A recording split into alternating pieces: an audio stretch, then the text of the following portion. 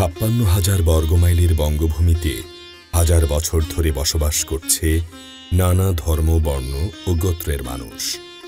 শত শত বছরের স্বপ্ন সাধিকার আন্দোলনের মধ্য দিয়ে বাংলাদেশ নামক একটি স্বাধীন সার্বভৌম রাষ্ট্রের সৃষ্টি হয়েছে ১৯৭১ খ্রিস্টাব্দের ১৬ ডিসেম্বর। এই স্বাধীন সার্বভৌম রাষ্ট্রে বাস করে হিন্দু, মুসলিম, বৌদ্ধ, খ্রিস্টান সহ নানা জাতি গোষ্ঠীর মানুষ। সকল ধর্মের সকল মানুষ বঙ্গভূমিতে নিজ নিজ ধর্ম পালন করেন আপন মহিমায়। বিভিন্ন ধর্মের মানুষের ধর্মীয় উপাসনার জন্য বাংলার বিভিন্ন স্থানে শত শত বছর আগে স্থাপন করেছেন উপাসনালয়।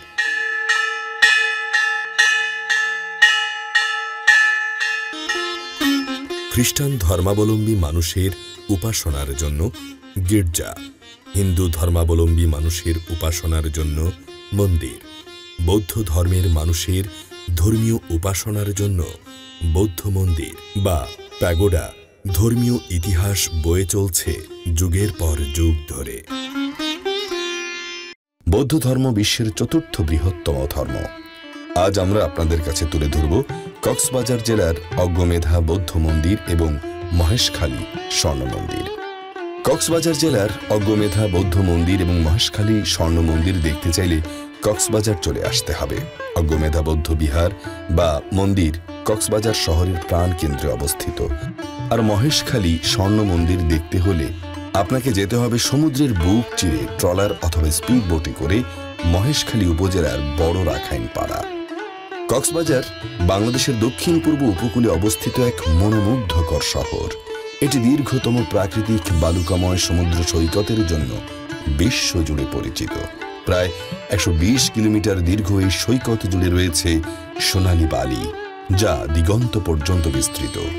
এখানে নীল সমুদ্রের ঢেউ আছড়ে পড়ে তীরে। কক্সবাজার সমুদ্র সৈকতের মনোমুগ্ধকর দৃশ্যের পাশাপাশি কক্সবাজার সমৃদ্ধ বৌদ্ধ সাংস্কৃতিক পীঠস্থান হিসেবে শহরের কেন্দ্রস্থলে মাথা উঁচু করে দাঁড়িয়ে থাকা অশ্বমেধা বৌদ্ধ মন্দির তেমনই এক ঐতিহ্যবাহী স্থান।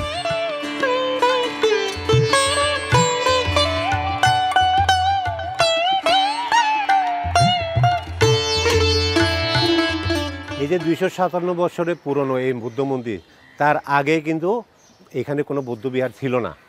তখন অশ্বমেধা বৌদ্ধ ভিক্ষু উনি এখানে আসার পরে, বাংলাদেশে আসার পরে বাঁশ দিয়ে এই বৌদ্ধ বিহারটা নির্মাণ করছিলেন। তখন শুধুমাত্র বাঁশ দিয়ে। উনি দেখলেন যে এখানে অনেক বুদ্ধিস্ট বসবাস করেন, কিন্তু এখানে এই পূজা করার মতো কোনো স্থাপনা ছিল না বা বৌদ্ধ বিহার ছিল না। যে কারণে উনি অনুভব করলেন যে আমার এখানে একটা বৌদ্ধ বিহার করা উচিত। পরবর্তীতে ওই বাংলাদেশে বসবাসরত দায়িকারা এই কাঠ দিয়ে এই বৌদ্ধ বিহারটাকে এই আবার প্রতিষ্ঠা করে নতুন করে ২৫৭ বছরের পুরনো এই বৌদ্ধ বিহার আর কি।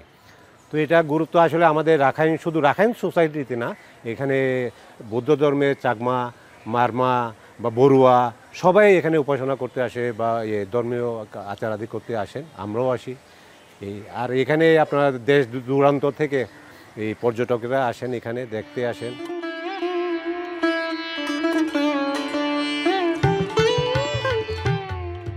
এর স্থাপত্য শৈলী, ঐতিহাসিক তাৎপর্য এবং আধ্যাত্মিক পরিবেশ যুগ যুগ ধরে অগণিত ভক্ত ও পর্যটকদের আকর্ষণ করে আসছে।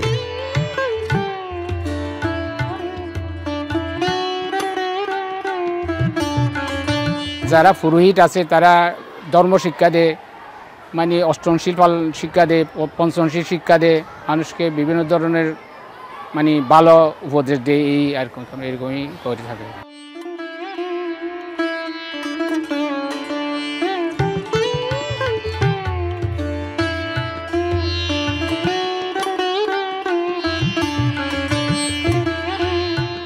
লেখা কক্সবাজারে বুদ্ধ সম্প্রদায় ছিল, রাখাইন সম্প্রদায় বেশিরভাগ। এখানে কোনো ধর্ম মন্দির ছিল না, বুদ্ধ মন্দির ছিল না। এটা হলো প্রথম বুদ্ধ মন্দির। প্রথমে এটা কাঠের ছিল, ছোট বুদ্ধ মন্দির ছিল। পরে ১০০ বছর পর এটাকে অত্র এলাকা দায়িকেরা বুদ্ধ সম্প্রদায়ের সম্মিলিতভাবে প্রচেষ্টা এই মন্দিরটা আরও উন্নয়ন করে বড় আকারে স্থাপন করা হয়েছিল। এই কাঠগুলো আনা হয়েছিল তখন র্যাঙ্কিং থেকে, অনেক আগে থেকে এখানে টুরিস্ট পর্যটকেরা অত্র মন্দিরে এসে পরিদর্শন করতো এবং দেখে যেত আমাদের সম্প্রদায়েরা এখানে পূজা করত। অজ্ঞমেধা এই নামটি গভীর অর্থ বহন করে। পালি ভাষায় অজ্ঞ অর্থ শ্রেষ্ঠ বা প্রধান এবং মেধা অর্থ জ্ঞান বা প্রজ্ঞা। সুতরাং অজ্ঞমেধা বৌদ্ধ মন্দির জ্ঞানের আলোয় উদ্ভাসিত এক পবিত্র স্থান। এই মন্দিরের প্রতিষ্ঠা কবে হয়েছিল তা নিয়ে বিভিন্ন মত প্রচলিত আছে, তবে স্থানীয়দের বিশ্বাস এটি বহু পুরনো এবং এই অঞ্চলের বৌদ্ধ ইতিহাসে এর একটি গুরুত্বপূর্ণ স্থান রয়েছে।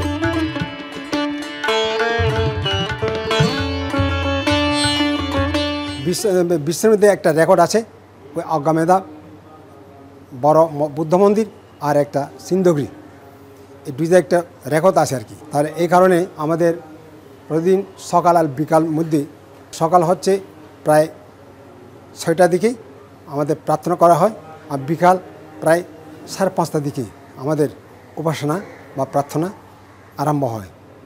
তারপর অমাবস্যা পূর্ণিমা তিথিতে জনগণ এসে, যারা পূজা করতে এসেছেন তারা সবাই একতাবদ্ধভাবে সারিবদ্ধভাবে লাইন করে বসে তারা বুদ্ধকে পূজা করা হয়। অর্থাৎ পূজা করা মানে সম্মান করা হয় আর কি। কারণ পূজাচ্ছা পূজা নিয়ানাং এটা মঙ্গল মুত্তমং, পূজনীয় ব্যক্তিকে পূজা করা, সম্মানীয় ব্যক্তিকে সম্মান করা, এটা আমাদের মঙ্গলের কথা।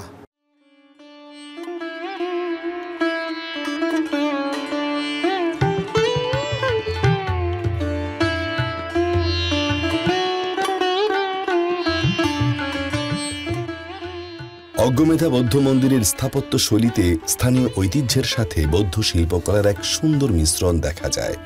এর প্রতিটি স্তম্ভ, প্রতিটি কারুকার্য যেন শিল্পীর নিপুণ হাতের স্পর্শ বহন করে। মূল মন্দিরের সোনালী বুদ্ধ মূর্তি এক অপার্থিব শান্ত ভাব সৃষ্টি করে। এছাড়াও মন্দিরের দেয়ালে আঁকা বিভিন্ন চিত্রকর্ম বৌদ্ধ জাতকের গল্প এবং গৌতম বুদ্ধের জীবনের গুরুত্বপূর্ণ ঘটনাগুলোকে তুলে ধরে। অজ্ঞমেধা বৌদ্ধ মন্দির শুধু একটি স্থাপত্য নিদর্শন নয়, এটি একটি জীবন্ত উপাসনালয়। প্রতিদিন এখানে বৌদ্ধ ভিক্ষুরা তাদের ধর্মীয় কর্তব্য পালন করেন এবং ভক্তরা আসেন তাদের শ্রদ্ধা ও ভক্তি নিবেদন করতে। বিভিন্ন বৌদ্ধ উৎসবে এই মন্দির সেজে ওঠে এক নতুন রূপে।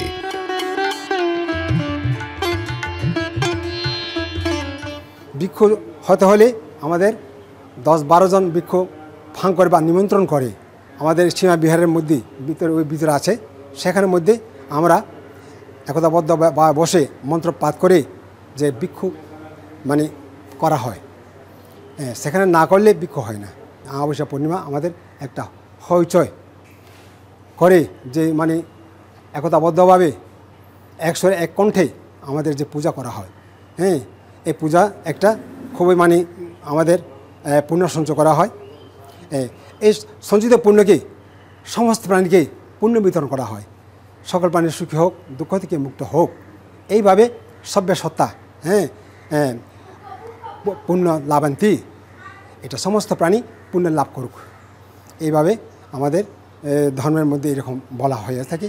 এবং তারপরে আবার এই সীমা নিষ্করের মধ্যে আমাদের প্রতি বছরের মধ্যে যে আষাঢ়ী পূর্ণিমা, তারপরে কার্তিক পূর্ণিমা, তারপরে আবার মাঘী পূর্ণিমা, তারপর বৈশাখীর পূর্ণিমা, তারপর চৈত্র সংক্রান্তি, এই সমস্ত মাসের মধ্যে আমাদের এখানে অনুষ্ঠান হয়, ধর্মীয় অনুষ্ঠান হয়। এখানে ধর্মকথিক ভ্রান্তিকে ফাঁক করে তাদেরকে মানে ধর্ম দেশনা করে এবং শ্রোতা মন্দিরেরা ওরা শ্রবণ করে।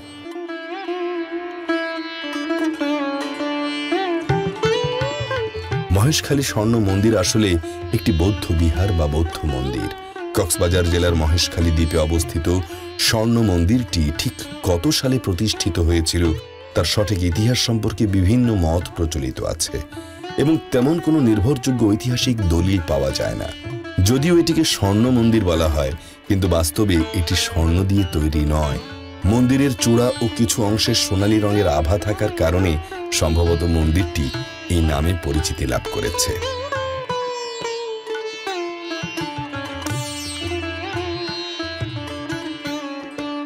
আমরা পঞ্চগড় থেকে কক্সবাজারে ঘুরতে আসছি।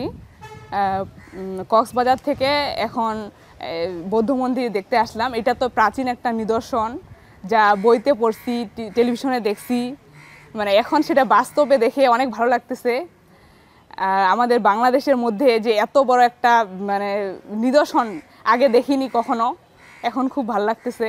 এখানে মানে বিভিন্ন ভবনের কারুকাজগুলো এগুলো সব স্বর্ণের মতোই, তারপরে বিভিন্ন মূর্তিগুলো স্বর্ণের মতো দেখতে এবং স্বর্ণ দিয়ে কিছু কিছু তৈরি করা, তারপরে বিভিন্ন আসবাবপত্র, বাসনকোসন, এগুলো আর কি এখানকার সবথেকে বড় আকর্ষণ।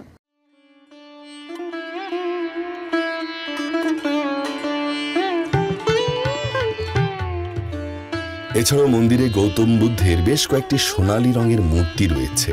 মহেশখালী দ্বীপে রাখাইন সম্প্রদায়ের বসবাস দীর্ঘদিনের। ধারণা করা হয় এই মন্দিরটিও তাদের দ্বারাই নির্মিত এবং এই মন্দিরটি বহু পুরনো। এই মন্দিরের অন্যতম আকর্ষণ হলো এখানে গৌতম বুদ্ধের বিভিন্ন ভঙ্গিমার বেশ কয়েকটি মূর্তি দেখা যায়। দৃষ্টিনন্দন এই স্বর্ণ মন্দির তথা এই বৌদ্ধ বিহার দেখতে দেশের বিভিন্ন অঞ্চল থেকে বিভিন্ন ধর্মের মানুষ আসেন।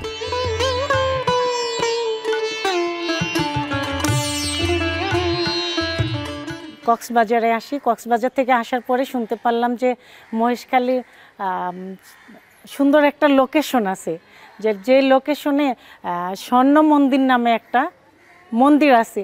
সেই মন্দিরটা দেখতে আসলাম। মানে ওয়াও, খুবই সুন্দর।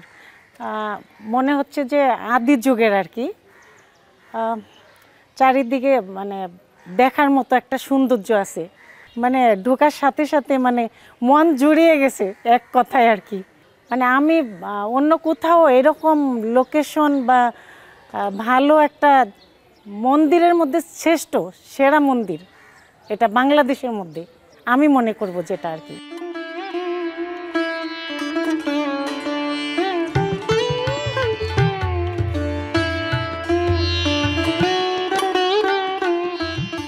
স্বর্ণ মন্দিরের প্রতিটি পাথর, প্রতিটি কারুকার্য বহন করে চলছে কালের নীরব সাক্ষী হয়ে।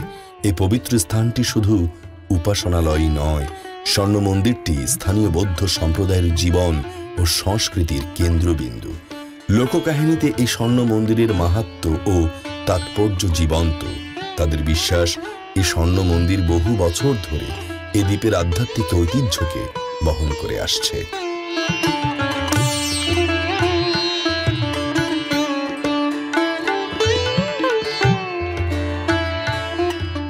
আমি ঢাকার থেকে আসছি কক্সবাজার থেকে শুনলাম যে মহেশখালী একটা সুন্দর জায়গা আছে।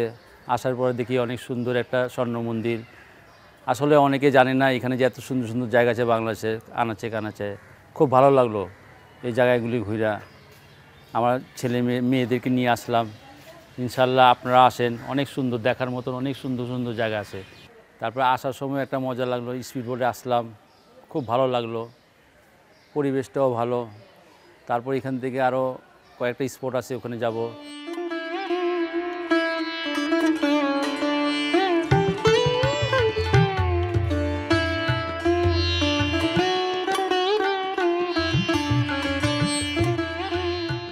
স্বর্ণ মন্দির মহেশখালী দ্বীপের শুধু মন্দির নয়, এটি এক সমৃদ্ধ সংস্কৃতির ধারক। সময়ের স্রোতে অনেক কিছুই পরিবর্তিত হলেও মহেশখালী স্বর্ণ মন্দির আজও স্বমহিমায় দাঁড়িয়ে আছে। এই বিহারগুলি ছাড়াও আরও অনেক বৌদ্ধবিহার কক্সবাজার জেলার বৌদ্ধ ধর্মের মানুষের উপাসনার জন্য শত শত বছরের ঐতিহ্য বহন করে চলেছে।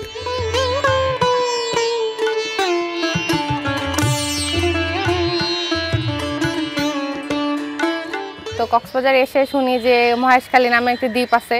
তারপরে আমরা তখন কক্সবাজার থেকে ওখানে ঘাটে এসেছি, তারপর ওখান থেকে স্পিড বোটে করে মহেশখালীতে এসেছি। আর এখানে তারপরে অটোতে করে তারপরে আমাদেরকে এক ভাই অটোওয়ালা উনি ঘোরাবে, বললো 5টা স্পট আছে এখানে ঘোরাবে। স্বর্ণ মন্দিরে নিয়ে আসলো, এটা নাকি স্বর্ণ মন্দির। তো খুব সুন্দর জায়গাটি, অনেক সুন্দর। আসলে ভাবতে পারিনি যে এত সুন্দর হবে। ভিডিওতে দেখেছিলাম, তোমাদের মধ্যে মন্দিরটা দেখলাম, ওখানে যে স্বর্ণের মুকুট ছিল, হ্যাঁ স্বর্ণের মুকুটটা আজকে আমি সচক্ষে দেখলাম যে মাথার মধ্যে একটা মুকুট পরানো আছে। তো এটা তো আসলে এভাবে নামকরণ হয়েছে। হ্যাঁ, স্ট্রাকচারগুলো অনেক ভালো হয়েছে, প্রত্যেকটা মন্দিরই অনেক সুন্দরভাবে কারুকার্য করা আছে এত সুন্দর করে ডিজাইন করেছে, এত সুন্দর করে কালারফুল, এত সুন্দর করে সোনালি রং দিয়ে করেছে, তো খুব সুন্দর লাগছে, খুব ভালো লাগছে নিজের কাছে। পরিবেশটা খুব সুন্দর লাগছে, পরিবেশটা খুব ঠান্ডা, খুব সুন্দর। আর মন্দিরগুলো সাজানো আছে, খুব সুন্দর একটি জায়গা, বাগানি পরিবেশ আর পাহাড়ি এলাকা, খুব সুন্দর, ভালো লাগছে।